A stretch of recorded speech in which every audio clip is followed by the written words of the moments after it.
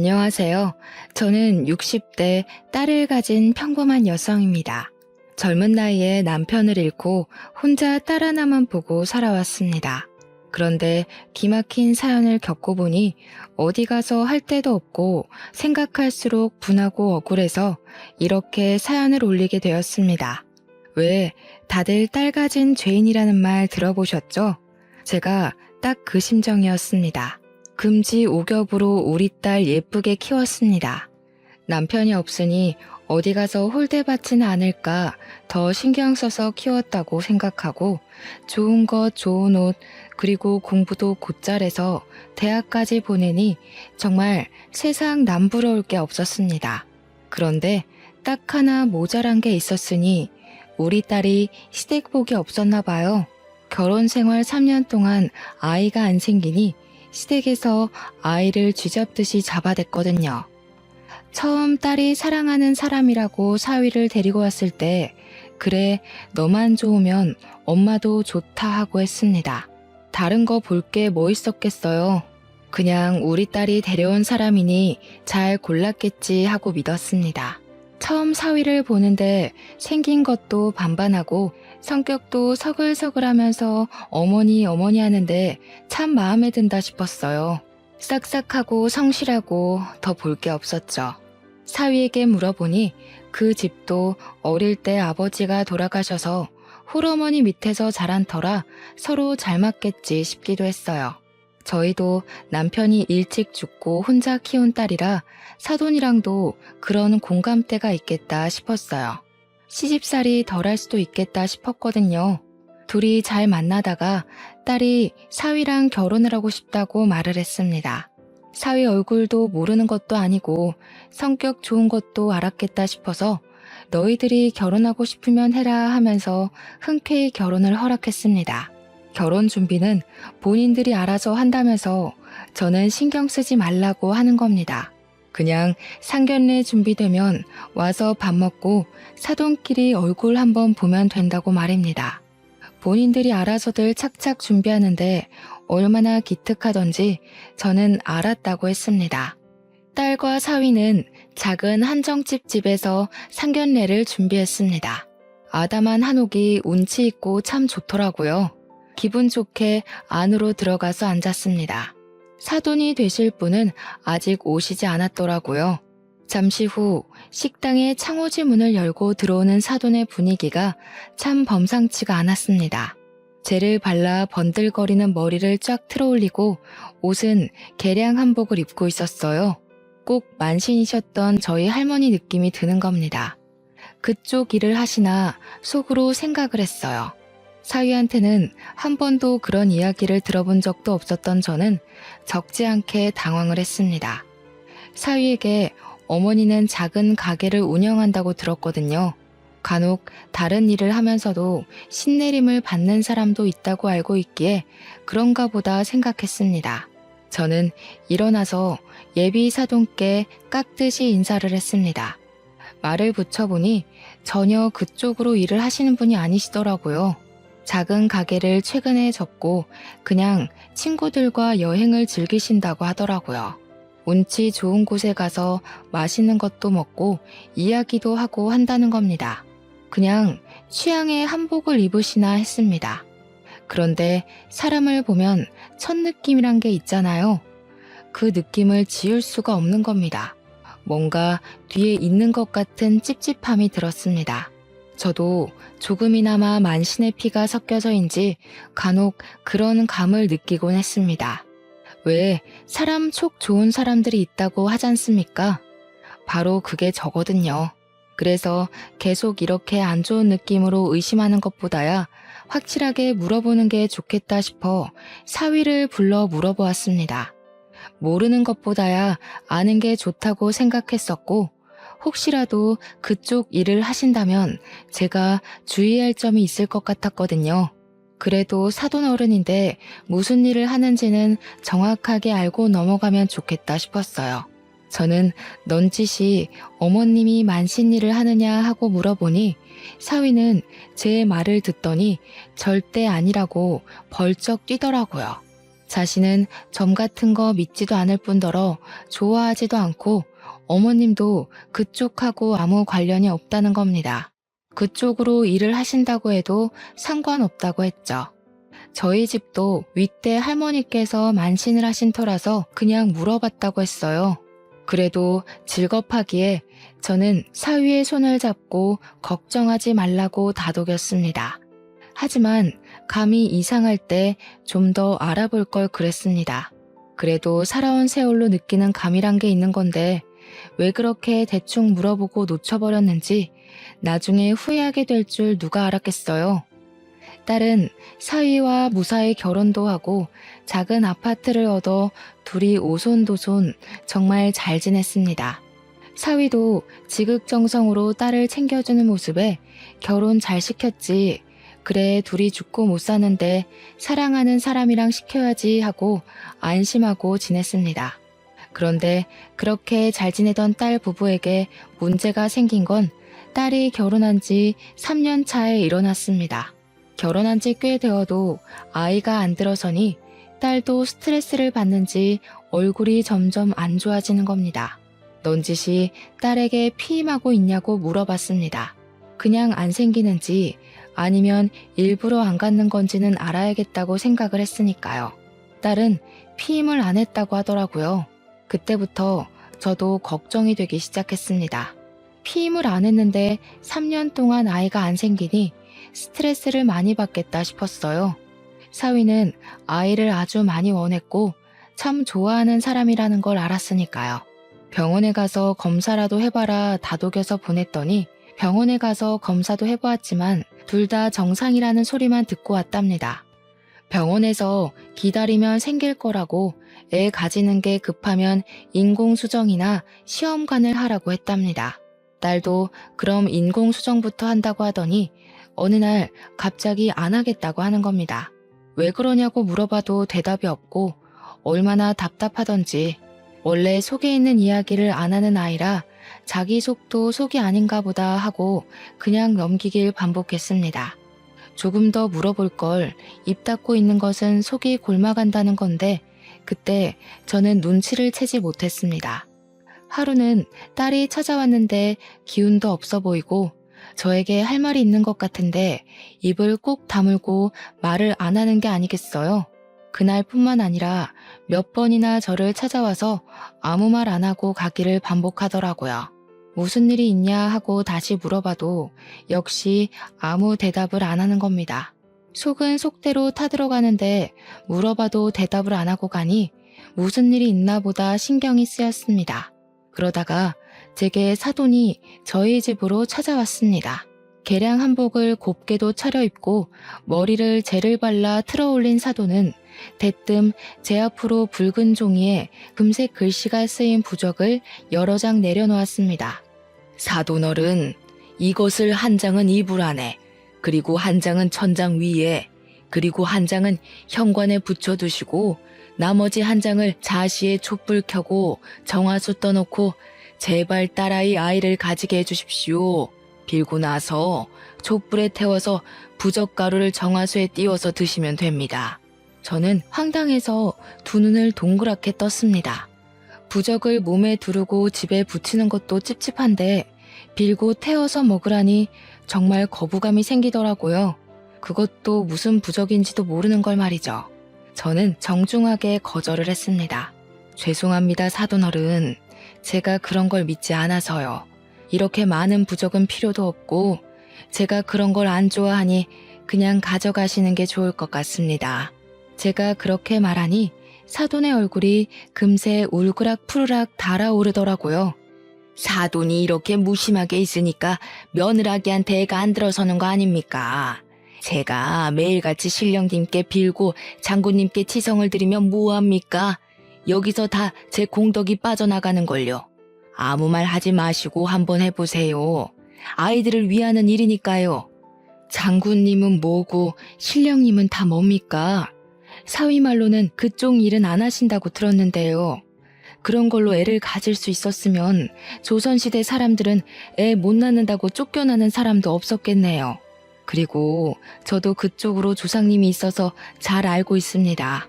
사람 일 공덕으로 될 일이 있고 안 될 일이 따로 있는 겁니다. 가지고 돌아가세요. 거 보세요. 그렇게 생각하니 애가 안 생기는 거라고요. 아무리 내가 설명해도 속이에 경일 끼면은 알아듣질 못해서 자기 앞에 조상님이 아이를 주려고 데리고 왔다가도 돌아선다는 말입니다. 굿도 하고 산신께 사흘 밤낮을 빌어도 모자랄 판에 이렇게 초를 치시면 됩니까? 이게 얼마나 귀한 건 줄 알고 나는 말이에요.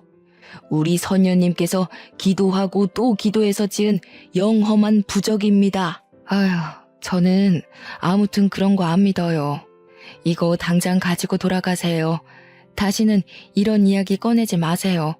그런 거 가지고 혹시 애들한테도 강요하거나 하시지 마시고요. 그냥 기다립시다. 아이들이 알아서 잘 할 테니까요. 나이도 아직 젊은데 왜 그렇게 성하세요? 병원 다니면 금방 생길 겁니다. 사도는 얼굴이 시뻘개져서 부적을 집어들고 횡하니 가버리더군요. 그렇게 돌아가고 나니 깊은 한숨이 새어나왔어요. 그간 제게 딸이 말 못한 게 저것이구나 하고 그제야 생각이 들더라고요. 저는 이런 걸 안 믿으니 말도 못 꺼내고 얼마나 고민했을까 하고 말입니다.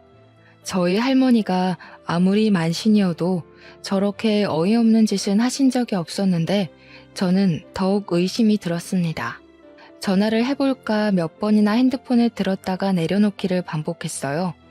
제가 말했다가 또 속만 뒤집는 거 아닌가 걱정이 되었습니다. 그렇게 며칠을 소가리를 하고 있을 때 딸이 울면서 집으로 뛰쳐왔더라고요. 왜 그러냐고 물어봐도 답이 없고 울기를 반복하는데 한참을 운 딸이 사위랑 못 살겠다고 하더라고요. 붉은 천을 가지고 와서 몸을 묶어 대지를 않나 이상한 부적을 가지고 몸에 붙이질 않나 밤마다 악몽을 꾼답니다.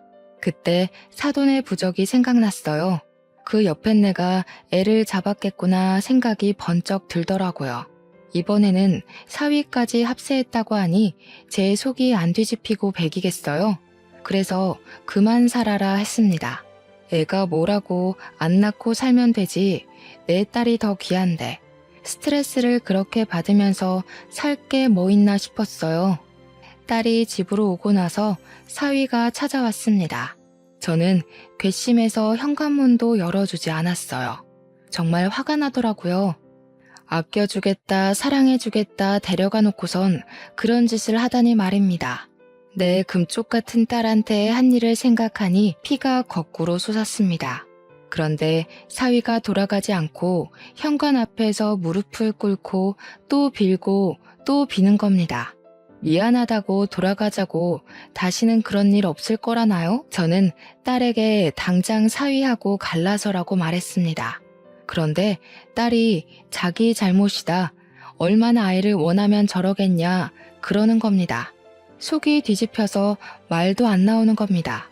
너 당장 저놈하고 헤어져. 아주 사람이 할 질 못할 질 다 해놓고서는 이제 와서 저렇게 빈다고 다 해결될 일이야? 응? 데려갈 때는 아주 손가락에 물 한 방울 안 묻히게 할 것처럼 굴더니 이게 뭐야? 사람을 아주 우습게 하라. 그만해 엄마. 다 내 잘못이야. 아이를 워낙 좋아하는 사람인데 결혼 3년 동안 임신의 임자 근처도 못 갔잖아. 보통 착상이라도 해서 유산이라도 해보는 건데 나는 그런 것도 없고 얼마나 간절했으면 그랬겠어. 그게 왜? 네 잘못이야. 아이 안 낳고 사는 부부들은 다 이혼하고 갈라서야 한다던? 둘이서만 재미지게 아주 잘도 살더라. 여행 다니고 취미 즐기고 너는 젊은 애가 돼가지고 생각은 구한말 사람처럼 구는 거냐? 내가 너 그렇게 살라고 공부시킨 줄 알아? 사위는 제 언성이 높아지자 현관문을 두드리며 울부짖는 게 아니겠어요? 장모님, 제발 문 좀 열어주세요. 저 그 사람 얼굴만 보고 돌아가겠습니다. 제가 잘못했습니다. 아이 없어도 저 그 사람 사랑합니다. 정말입니다. 그 사람 닮은 딸 하나 낳고 살고 싶어서 그랬습니다. 제발 문 좀 열어주세요. 다시는 그런 일 없게 만들겠습니다. 제가 다 책임지겠습니다. 제발 그 사람 얼굴 한 번만 보게 해주세요. 됐네. 아무리 아이가 가지고 싶고 원해도 그렇지 어떻게 그럴 수가 있는가? 그런 것 가지고 아이가 생긴다던가? 아이를 원하면 병원을 다니면 되지 않아. 왜 병원을 못 가게 하고 이런 사단을 만드냔 말이네. 돌아가. 속에서 천불이 나서 저는 정말 냉정하게 사위를 내쳤습니다. 딸아이가 돌아간다고 해도 저 집안이랑 엮이면 될 일도 안 되겠다 싶었습니다. 잘못된 방법으로 아이를 닥달하는 것을 보니 화가 치밀었어요. 딸아이에게도 절대 사위에게 갈 생각하지 말고 이혼하라고 신신당부를 하고 또 했습니다. 자기 속도 썩어 문드러지는지 방에서 나오지도 않고 울고만 있더군요. 그렇게 울다가 딸아이는 잠을 자고 또 잤습니다. 사람을 얼마나 들들 볶으면 살 밤낮을 잠을 자는지 안쓰럽고 가여워서 자고 있는 딸아이의 머리를 쓸고 또 쓸었습니다. 일단 딸아이가 심적으로 안정을 되찾으면 바로 이혼하라고 다시 말할 생각이었습니다. 딸아이야, 사위와 한 입을 덮고 살았으니 독한 맘 먹고 못 꺼내낼 수 있지만 저라도 독한 맘을 먹고서 이 결혼을 끝내야겠다고 생각을 하고 있었으니까요. 하지만 일이 사람 뜻대로 되나요? 그날은 딸을 몸보신 시켜야겠다는 생각으로 멀어도 그날 잡은 소를 파는 시장으로 가서 고깃감을 사왔습니다. 뼈는 푹 고아서 사골 해먹이고 고기는 딸아이가 좋아하는 갈비를 할 생각이었거든요. 집 현관문을 열고 들어왔는데 집안이 난장판이 되어 있는 겁니다. 누가 도둑이 든 것 마냥 어질러진 집안을 보고 놀라서 딸아이 방을 벌컥 열었습니다. 하지만 그곳에 딸아이는 없었습니다. 너무 놀라서 손이 덜덜 떨리는 게 아니겠어요? 빨리 핸드폰을 찾아서 딸아이에게 전화를 걸었습니다. 하지만 받지를 않는 겁니다. 몇 번을 해도 딸도 사위도 전화를 받지 않았습니다. 순간 경찰에 신고를 해야 하나 아니면 기다려봐야 하나 별별 생각이 머릿속에 스치더군요. 하지만 이렇게 집이 어질러진 것을 보고 가만히 기다리고 있을 수만은 없었습니다. 그때 딸에게 짤막하게 단문의 문자가 왔습니다. 엄마, 나 집으로 돌아갈게. 걱정하지 말라고 말입니다. 그것을 보고 억장이 무너져 내리는 겁니다. 다시 그 집으로 기어 들어가다뇨. 시장 봐온 것을 다 내동댕이 치고서 밖으로 나가 택시를 잡아 탔습니다. 딸아이 집이라도 가봐야겠더라고요. 딸아이 집에 도착해서 현관문을 두들기니 딸아이와 사위가 얼굴을 빼꼼 내밀면서 밖으로 나오더군요. 입가에 미소까지 띠면서 말입니다. 저는 딸의 손을 잡고 집으로 돌아가자 설득을 했습니다. 너 여기서 뭐 하는 거니? 그 꼴을 당하고도 다시 돌아온다는 게 말이나 되는 일이야? 어서 나랑 같이 집으로 돌아가자. 딸은 고개를 푹 숙이더군요. 손을 꽉 쥐고 작게 웅얼거렸습니다. 죄송해요, 엄마. 아무리 생각해도 지금 이혼은 아닌 것 같아요. 다시 그 사람이랑 시작하고 싶어요. 그 사람도 다시는 그런 짓 안 한다고 저한테 싹싹 빌었어요. 우리 다시 아이 가져보기로 약속도 했고, 저 아직 그 사람 사랑해요. 저 그 사람 없으면 못 살 것 같아요. 그 말을 듣는데 애간장이 녹아내리더라고요. 이 못난 거사, 지금 그걸 말이라고 하니? 다시는 그런 일 없을 거라고 어떻게 보장을 하니? 당장 돌아가자. 어서 이 집안이랑 인연을 끊어야 네가 살지. 안 그러면 말라 죽을 거야. 어서 돌아가자. 어서. 장모님, 정말 걱정하지 마세요. 저희가 더욱 노력하겠습니다. 이 사람 몸 추스르면 다시 아이도 가져볼 생각입니다. 아무 걱정하지 마시고 돌아가세요. 저는 사위의 얼굴을 보고 머리가 쭈뼛 섰습니다. 어떻게 딸에게 그런 짓을 하고 다시 아이를 가진다는 말을 하는지 이해가질 않았어요. 아니, 그 꼴을 하고도 또 아이를 가진다는 말을 하는 거야? 아이 없으면 우리 딸이랑 못 살아? 아직도 정신을 못 차린 거지. 당장 가자. 어서 가. 엄마랑 같이 돌아가, 혜선아. 저는 딸의 손목을 휘어잡았습니다. 당장 그 집에서 딸아이를 데리고 나오고 싶었으니까요. 하지만 저희 딸은 제 손에서 손목을 비틀어 빼내더군요. 엄마, 제발 그만. 내 인생이야. 내가 이 사람이랑 더 살겠다는데 제발 그만하고 돌아가요. 나 이 사람하고 계속 살 거야. 정말 기가 막히고 코가 막히더라고요. 아무리 부부싸움은 칼로 물베기라지만 그 꼴을 당하고도 제 딸은 사위 옆에 있겠다고 하더군요.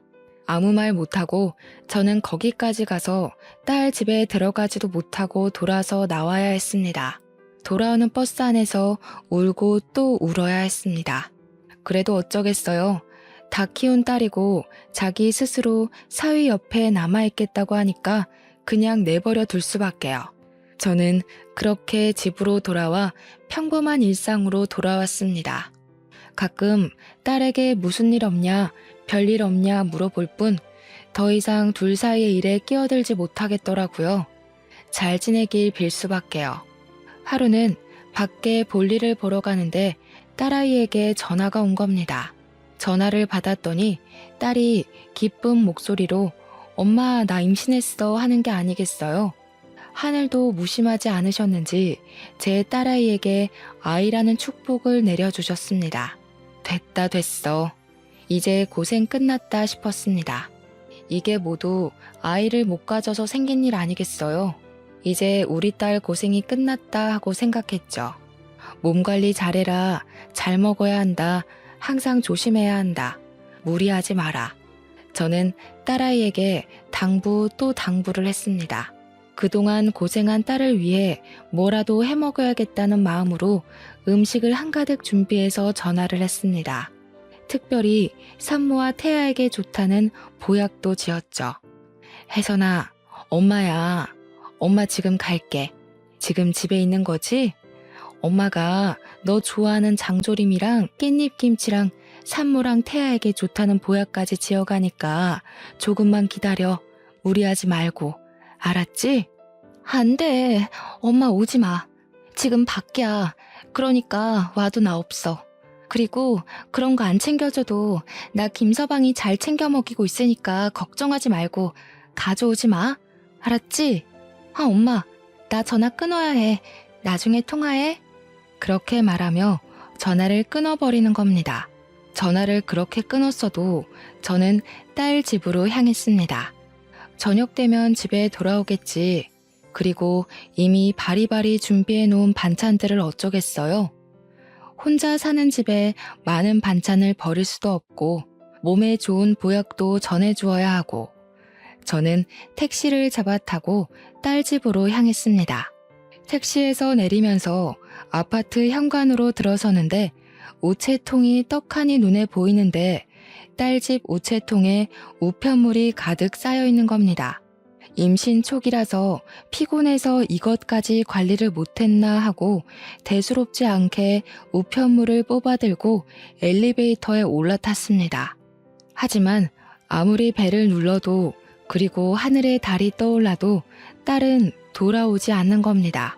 이 늦은 시간까지 사위도 딸도 얼굴을 안 비치는 게 너무 이상해서 저는 다시 딸에게 전화를 걸었습니다. 혜선아, 엄마 너희 집 앞인데 도대체 어디니? 응? 임산부가 밤늦게까지 어디를 돌아다니는 거야. 빨리빨리 돌아와서 쉬어야지. 초기라서 무리하면 안 된다고 했잖아. 엄마, 나 지금 다른 곳에서 지내고 있어. 오지 말라고 했잖아. 와도 없다고. 김서방이랑 어머님이 잘 챙겨주고 있으니까 걱정하지 말고 기다리고 있어. 너 그게 무슨 말이야? 다른 곳이라니. 어디 있어? 너 지금 너희 시어머니랑 같이 있는 거야? 도대체 어딘데 엄마에게 말을 못해. 빨리 말해. 걱정하지 마, 엄마. 어머님이 우리 아이 잘 크라고 신령님께 치성 드리러 있어. 이렇게 하면 아이도 잘 크고 건강하게 태어난대. 너무 걱정하지 말고 기다리고 있어. 그만 끊을게. 딸은 다시 전화를 끊어버렸습니다. 등골이 오싹해지는 것이 온몸에 소름이 돋아오르기 시작하더라고요. 제가 안 봤으면 모를까 사돈의 그 민속신앙에 미친 모습을 보고 나니까 이대로 두면 무슨 일이 벌어질 것 같은 예감이 들었습니다. 엄마가 되어서 손 놓고 기다릴 수가 있나요? 저는 사돈에게 전화를 걸었습니다. 처음에는 제 전화를 무시하고 받지 않더군요. 저는 끈질기게 전화를 계속 걸었습니다. 제 딸한테 무슨 일이라도 생기면 그 옆편네를 가만둘 생각이 없었거든요. 몇 번의 시도 끝에 사돈이 전화를 받더군요. 여보세요? 사돈 아니신가요? 무슨 일로 이렇게 늦은 시간까지 전화를 하시는 거죠? 무례하기 짝이 없네요. 예의에 어긋난다는 것을 모르시나요? 날 밝으면 전화를 다시 하던가. 이게 무슨 짓입니까? 다짜고짜 저에게 전화를 했다고 화를 내는 겁니다. 지금 우리 딸이랑 사위랑 같이 있다는 거 압니다. 어디에 있는 겁니까? 댁에 안 계신 것 같은데. 지금 우리 딸 어디에 있는 거예요? 걱정하지 마세요. 애들은 아주 잘 있습니다. 밥도 잘 먹고 잘 지내고 있다는 말입니다. 뭐가 걱정이셔서 이런 시간에 전화를 하셨나 모르겠습니다. 정말 기분이 나쁘네요. 앙칼지게 째는 사돈의 목소리를 들으니 더욱 정신이 번쩍 들었습니다. 저는 전화기를 꽉 부여잡고 통화를 이어나갔습니다. 지금 어디 있나요? 제가 직접 얼굴도 보고 직접 해온 반찬도 먹여야겠네요. 임신 초기인데 조심하고 또 신경 쓸 때 아닙니까? 엄마 밥도 먹고 싶을 테고 사돈께서 한 번만 양해 좀 해주세요. 제 말을 듣고 사돈은 한참을 고민하더니 작게 읊조렸습니다. 뱃속 아이 걱정은 하지 마세요. 제가 얼마나 정성을 다 쏟고 있는지 아시면 아마 깜짝 놀라실 겁니다. 정 궁금하시면 사돈께서도 이곳에 와서 하늘째를 올리시던가요. 그럼 하늘이 감복해서 더 건강한 애를 주실 겁니다. 오실 때 5천만 원 준비해서 오시면 됩니다. 하늘에 재를 올리는데 5천만 원이면 아주 싼 가격입니다. 재라니, 저 옆편네가 또 미친 짓을 꾸미는 것을 바로 알겠더라고요. 저는 딸아이가 너무 걱정되기 시작했습니다. 이제 홀몸도 아닌 애인데 또 무슨 일을 당하지 않는지 불안해서 전화를 받는 손이 덜덜 떨리는 겁니다. 그리고 5천이라니 그 말에 더욱 심장이 떨려왔습니다. 혹시라도 딸아이에게 문제라도 생기는 것은 아닌지 불안해서 떨리는 마음이 진정이 안 되더라고요. 그때 바로 이혼을 시켜버리는 건데 딸 마음 추스른다고 왜 그걸 못 시켰는지 순간 혀를 깨물고 싶었습니다. 저는 긴 호흡을 하고 다시 전화를 들었습니다. 구시요? 제 형편에 5천이 어디 있겠습니까?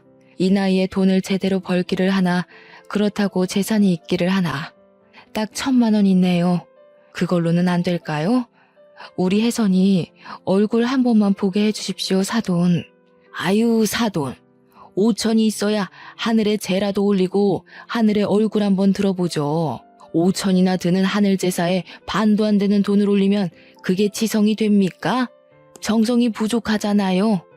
1,000만 원이면 4천만 원어치나 정성이 부족한데 신령님이 노하지 않겠어요?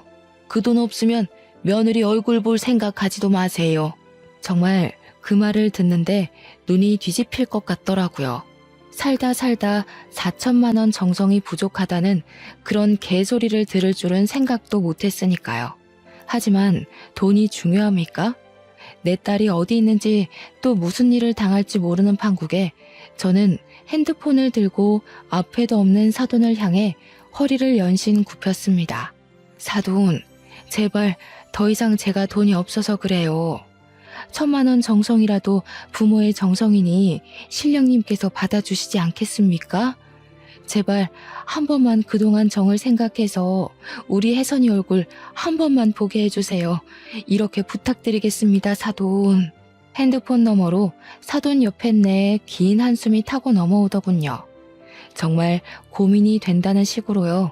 그러더니 저보고 어디 산속으로 돈 들고 쭉 오면 된다고 말하고 끊어버리는 겁니다. 산이라니 말도 안 되는 상황에 심장이 덜컥 내려앉더군요.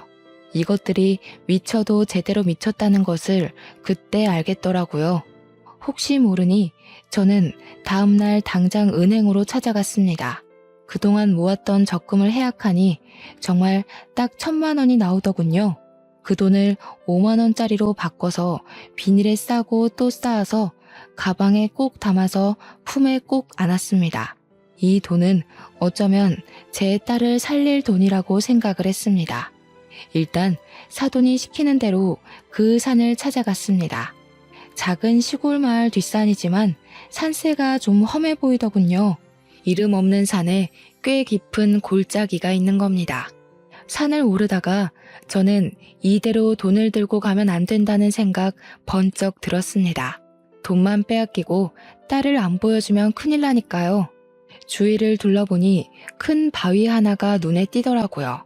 저는 풀숲을 헤치고 그 바위 밑으로 가서 주위에 나뭇가지와 넓적한 돌을 들고 땅을 팠습니다. 깊숙하게 판 땅 속에 돈이 든 가방을 넣고 흙을 덮었습니다. 그 위에 돌을 올려서 나중에 찾기 쉽게 표시도 해두었어요. 손에는 이미 시커멓게 흙투성이 되어 있더라고요. 그걸 묻으면서도 어찌나 손발이 덜덜 떨리던지 목구멍이 바싹 말라갔습니다. 혹시라도 올라가서 딸을 그 돈과 미끼로 맞바꿀 생각이었습니다. 딸을 무사히 데리고 산 아래까지 데려오려면 저에게도 무기 하나쯤은 들고 있어야겠다는 생각이 들었거든요. 그렇게 빈손으로 저는 산길을 타고 올라갔습니다. 좁은 산길을 쭉 올라가니 큰 돌탑이 몇 개나 나왔습니다. 산속 돌탑에 금줄이 돌돌 말려있는 게 참 스산하게 느껴졌습니다. 돌탑을 빙 둘러가니 작은 암자가 나오더군요. 암자 옆에서 큰 돌탑이 있었는데 그 앞에서 한 10명 정도 안 되는 사람들이 탑 앞에서 무릎을 꿇고 빌고 있더라고요. 그 모습이 얼마나 기이해 보이던지 그 사람들 속에 제 사위와 사돈도 섞여 있었습니다. 저는 한참을 그 모습을 지켜보다가 그곳으로 다가갔습니다. 제가 작게 김서방 하니 사위와 사돈이 고개를 돌려보더라고요. 그러더니 다시 모른 척 고개를 돌리고 절을 하더군요. 저는 할 수 없이 다시 기다려야 했습니다. 한참을 다시 기다린 끝에 사돈과 그 옆에 있던 한복을 차려입은 여인이 저에게 다가오더군요. 딱 봐도 이 사람 보통 사람이 아니다라는 게 얼굴에서 느껴지더라고요. 아직 50대 안팎의 사람인데도 풍겨져 오는 기운이 남달랐거든요. 옆으로 찢어진 눈으로 저를 위아래로 훑어보더라고요. 옆에 서 있는 사돈이 그 여자에게 저를 소개해 주었습니다. 선녀님, 이분은 저희 며느라기 친정엄마 되시는 분이십니다. 신령님께 치성을 드리러 온다고 해서 제가 오라고 했습니다. 사돈어른 치성비는 준비해서 오신 거죠? 이리 주세요. 저는 손을 뒤로 꼼지락거리며 사돈과 그 여자를 번갈아 쳐다보았습니다. 일단 우리 혜선이 얼굴 보면 드릴게요. 우리 애 어디 있나요? 아까 김서방이랑도 같이 없는 것 같던데. 우리 딸 어디 있는 거예요? 얼굴부터 보여주세요. 일단 지성비부터 주시면 보여드릴게요. 이리 주세요. 며느리는 아주 잘 지내고 있으니까 돈부터 주세요. 그래야 딸아이 얼굴을 보여드릴 수 있어요. 돈부터 달라는 말에 심장이 덜컥거렸습니다. 안 주면 안 보여주는 거 아니야? 설마 나를 이대로 내쫓는 거 아니야? 하는 생각이 번쩍 들었습니다. 하지만 어미가 돼서 그곳까지 가서 어떻게 딸 자식 얼굴도 안 보고 오겠습니까? 처음부터 안 가면 안 갔지 그럴 수야 없었죠. 저기 산 밑에 두고 왔어요. 일단 애 얼굴부터 보여주시면 제가 가서 들고 올게요. 얼굴부터 보여주세요. 우리 혜선이 어디 있습니까? 제 말에 사돈의 얼굴이 시뻘겋게 달아오르더라고요. 그게 말이나 되는 소리입니까? 지성비를 두고 오다니요.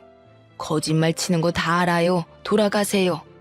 아무리 딸 얼굴 보고 싶어도 그렇지. 이곳이 어떤 곳인지 알고 그런 거짓말을 짓거리는 겁니까? 그동안 저희가 얼마나 정성을 들였는데 부정이라도 타면 어쩌려고요? 저는 땅을 파서 시커멓게 된 손을 내밀었습니다. 자, 보세요. 제 손 보고 그런 말 하세요. 제 딸 어디 있어요? 정말로 저 산 밑에 숨겨두고 왔다니까요. 1,000만 원이라도 받고 싶으면 내 딸 얼굴 보여달라고. 저는 그렇게 외치며 화가 나서 암자 안으로 뛰어들었습니다. 더 이상의 말싸움은 무의미해 보였습니다. 문을 벌컥 열고 들어간 암자 안은 사방에 오방색 천으로 둘러져 있었습니다. 살면서 이렇게 기괴한 곳은 처음이었어요. 예전에 텔레비전으로 본 전설의 고향이 머릿속에 떠오르더라고요. 온몸이 소름이 돋아오르는데 한쪽에서 딸이 저를 보고 엄마 하고 부르더라고요. 저는 그곳으로 달려갔습니다. 딸은 머리만 빼고 온몸이 붉은 천으로 똘똘 감겨있는 게 아니겠어요? 저는 너무 놀라서 달려가서 딸의 묶인 몸을 풀었습니다. 지금 뭐 하는 짓이에요? 그러다가 애 떨어지면 사돈이 책임질 겁니까? 지금 애 떨어지지 말라고 저희가 치성제사를 드리는 중인 게 안 보이세요? 그렇게 신생아처럼 묻고 안정을 시켜야 뱃속의 아이도 제자리를 찾아가는 겁니다. 저는 할 말을 잃어버리고 딸의 몸에 감긴 천을 풀고 일으켜 세웠습니다. 일단 이 정신 나간 곳에서 나가는 게 먼저였으니까요. 딸은 엉엉 울고 딸의 바지에는 핏자국까지 살짝 비쳤습니다. 순간 정신이 아득해지더군요. 지금 이게 정상적인 걸로 보이세요? 아니 무슨 치성을 들이면 애를 이 지경으로 만드는 겁니까? 애 밑에 핏자국 안 보이세요? 어떻게 하면 애를 이렇게 꽁꽁 묶어놔요? 들어선 애도 잘못되겠네. 저는 사돈의 얼굴에 삿대질을 하자 사위가 저에게 다가와 제발 그러지 말라고 말리더라고요. 장모님, 제발 진정하시고 저희 이야기 좀 들어주세요. 아이를 위해서 한 일이에요. 얼마나 귀하게 얻었는지 장모님도 잘 아시잖아요. 사실 저희가 임신된 것도 저기 선녀님이 신령님께 치성을 드려서 된 거예요. 이번에도 잘 되라고 빌어주시는 거니까 제발 화 좀 푸세요. 이런 미친 것들을 봤나? 지금 이 상황을 보고도 내가 눈이 안 돌면 사람이야? 자네, 이제 다시는 내 딸 볼 생각하지 말게. 데려갈 때 다시는 이런 짓 안 한다고 해놓고서 지금 이게 무슨 짓인가? 이리 나오게. 저는 앞에 있는 사위를 밀치고 딸의 손을 꽉 잡았습니다. 그러자 사위가 저에게 달려드는 게 아니겠어요? 저는 바로 앞에 보이는 불이 붙은 촛대를 사위에게 던져버렸습니다. 불이 붙은 촛대는 사위를 정확히 맞고 떨어졌는데 얇은 한복을 입은 사위의 몸에 불이 순식간에 붙기 시작하더군요. 얼마나 싸구려 천을 썼으면 그렇게 쉽게 붙는 건지. 사위가 대굴대굴 구르고 난리가 나니까 사돈이 아들을 눕혀놓고 불 붙은 곳을 발로 밟는 게 아니겠어요? 선녀라는 여자는 떠다 놓은 정화수를 사위에게 끼얹고 난리가 났습니다. 저는 그 난리를 틈타서 딸의 손을 꽉 잡고 그곳을 빠져나왔습니다. 밖에 있는 사람들도 불이 나자 허둥지둥 물을 뿌리기에 급급했습니다. 한참을 정신없이 그곳을 뛰어내려오는데 딸이 배를 움켜쥐고 주저앉더라고요. 하혈까지 한 상태이니 저도 더 이상 가는 것은 무리다 싶었습니다. 혹시라도 사돈이 쫓아올까 싶어서 옆 숲풀 속으로 숨어들었습니다. 심장은 벌렁거리고 입은 바싹 타오는 게 딱 죽겠더라고요. 이대로는 안 되겠다 싶어서 주머니에서 전화기를 꺼내들었습니다. 경찰에 전화해서 자초지종을 말하니 알겠다고 하더군요. 잠시 후 산길에 경찰차가 도착하자 제가 손을 흔들었습니다. 경찰 2분이서 오셨더라고요. 딸이 아프다고 하니 일단 암자가 아니라 병원부터 가자고 하시더군요. 가는 내내 그곳에서 벌어진 일 그리고 현재 상황을 경찰분들께 설명을 드렸습니다. 이야기를 들어보던 경찰분들의 표정이 미묘하게 바뀌더군요. 최근 지역에서 어느 선녀에게 굿사기를 당한 사람들이 있었는데 아마 그 사람인 것 같다고요. 정확한 거주 지역을 파악 못하고 있었다고 합니다. 저는 경찰분께 자세한 인상착의와 암자로 가는 길을 알려드렸습니다. 병원으로 가서 또 얼마나 울었는지 모릅니다. 딸이 화장실 갈 때 빼고는 그 줄에 묶여 있었다고 합니다. 일주일씩이나요. 뱃속의 아이는 이미 유산한 지 2, 3일 정도 되어 보인다고 하더군요. 너무 오랫동안 그 자세로 묶여 있었고 또 피가 돌아야 하는데 꽉 묶여 있는 통에 더 이상 착상을 유지하기 힘들었을 거라더군요. 얼마나 속이 상하던지 오열하는 딸을 보고 같이 한참을 울어야 했습니다. 그리고 다음날 경찰분이 전화가 왔습니다. 잠깐 서로 와달라고 하더군요. 가서 보니 선녀 사돈이 경찰에 잡혀왔습니다. 이미 굿사기로 선녀는 전과 5범이고 사돈 또한 사기로 전과 3범이라는 사실을 알게 되었어요. 둘이 함께 다니면서 사기를 쳤더군요. 사위는 어디 있냐고 물으니 병원에 있다는 겁니다. 사돈이 발로 낭심을 밟아대는 바람에 제거 수술을 하러 갔다고 합니다. 참 그렇게 아이를 원했으면서도 자기 아들의 대를 자기 손으로 끊어놓다니 참으로 사람 일 알다가 모르겠더군요. 전 이혼 서류를 들고 사위를 찾아갔습니다. 도저히 이대로 지켜볼 수 없으니까요. 당장이라도 이혼을 시켜야 한다고 판단했습니다. 이제는 그 집안이랑 정말 갈라서야 할 때니까요. 사위는 병원 침대에 누워있더군요. 쫙 다리를 벌리고 있는데 그렇게 사람이 못나 보일 수가 없었습니다. 병원에서 들은 이야기로는 밟힌 날 바로 병원으로 내원했다면 바로 보건 수술을 할 수 있었는데 이 미친 사람들이 아들을 눕히고 다시 치성 기도를 올렸다는 겁니다. 그것 때문에 골든타임을 놓치고 결국은 제거를 했다고 합니다. 정말 그 말을 듣는데 기가 막혀서 말이 안 나오는 겁니다. 사람들이 어쩌면 저렇게까지 미칠 수가 있는 것인지 저는 사위에게 이혼 서류를 내밀며 말했습니다. 김서방, 두말하지 말고 바로 내 딸이랑 이혼하게. 내가 그 꼴을 보고도 자네랑 우리 딸이랑 살게 두면 부모가 아닌 걸세. 당장 여기에 지장 찍어. 안 됩니다, 어머니. 이제 저는 다시는 아이를 가질 수 없는 몸이 되었어요. 혜선이 뱃속에 아이밖에 제 자식은 없습니다. 제발 이혼하라는 말 하지 말아주세요. 이제 정말 안 하겠습니다. 혜선이가 싫다면 다시는 절대 그런 일 안 할 겁니다. 이미 딸아이의 뱃속의 아이는 사라졌는데 뱃속 아이 타령을 하니 속이 뒤집어졌습니다. 사위를 향해 따귀를 날렸습니다. 사위는 저를 보며 붉게 달아오른 뺨을 손으로 짚더라고요. 혜선이 유산했어. 다 자네와 자네 어머니 때문에. 유산한 지 2, 3일이나 됐다네. 애를 그렇게 묶어두니 유산이 안 되고 배겨? 자식 잡아먹은 아비가 자식 걱정이라니. 앞으로 자네는 이제 평생 자식이 없네. 다신 그런 소리는 하지 말게. 당장 우리 딸이랑 이혼하게. 아니면 내가 자네도 고소할 걸세. 당장 여기에 지장 찍으란 말이야. 그래도 그동안 정이 있어서 이혼으로 봐주는 줄 알게. 사위는 꺼이꺼이 소리를 내면서 울더니 이혼 서류에 지장을 찍어주었습니다. 저는 한 대 뺨을 내리치려고 손을 들었다가 울고불고 난리를 치는 사위를 두고 그냥 밖으로 나왔습니다. 경찰분들이 저의 1,000만 원도 찾아다가 돌려주셨네요. 어찌나 감사하던지 손을 잡고 한참을 감사하다고 인사를 드렸습니다. 딸에게 왜 그때 집에서 사위에게 돌아갔냐고 하니 사위와 사돈 그리고 그 선녀가 와서 귀신을 씌운다고 협박을 하더랍니다. 엄마에게도 귀신을 씌울 거니까 곱게 따라가자고 했다네요. 그동안 악몽을 꿨던 탓에 안 따라갈 수가 없었답니다. 저는 딸의 손을 꽉 잡고 그 사람들에게는 그런 실력이 없는 사기꾼이라고 말해주니 저를 끌어안고 엉엉 울더군요. 얼마나 무섭고 힘들었을지 억장이 무너져 내렸습니다. 딸은 그 뒤 한동안 트라우마로 치료를 받아야 했습니다.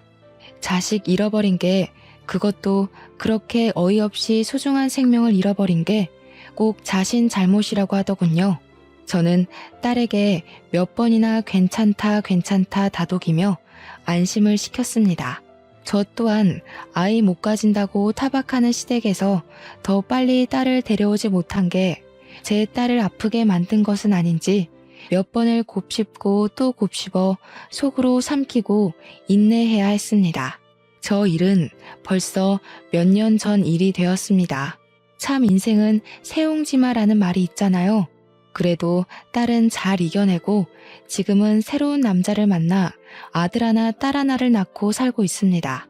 하지만 제 딸은 과거의 일은 입 밖으로 꺼내는 일이 없습니다. 꼭 기억에서 지워버린 듯 그 몇 년의 시간은 절대 꺼내지 않더군요. 차라리 다행이다 싶으면서도 아직도 아파하는 것을 알기에 억장이 무너집니다. 남의 귀한 자식 피눈물 흘리게 하는 것들은 반드시 자기 눈물에서 피눈물 흘릴 날이 있다고 생각합니다. 뿌린 대로 거둔다는 말이 있잖아요. 천벌을 받아야죠. 여러분도 딸이 사랑하는 사람 데려오면 그 사람만 보지 말고 집안 어른들도 꼼꼼히 살펴보았으면 좋겠어요. 의심스러운 건 물어보고 확인하고 그래야 한다는 걸 마음 깊이 깨닫고 다시는 저 같은 실수 안 하셨으면 하는 마음에 이렇게 사연을 올립니다.